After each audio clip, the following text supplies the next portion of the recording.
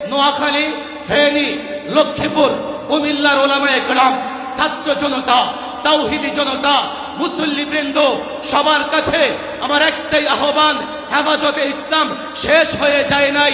যতদিন মাদ্রাসা কওমিয়ার ছাত্র শিক্ষক একজন জীবিত থাকবে, হেফাজতে ইসলাম থাকবে।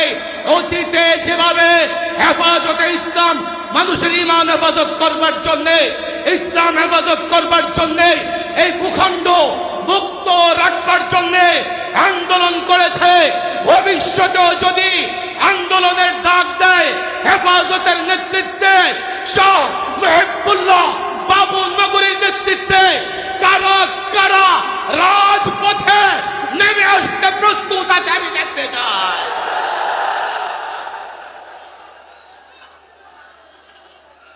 আল্লাহ তাবারক ওয়া তাআলা আমাদের এই গণজাগরণ, আমাদের এই শক্তিকে দ্বীনের জন্য কবুল আর মঞ্জুর করে দিন। ওয়া মা তাওফীক ইল্লা বিল্লাহ।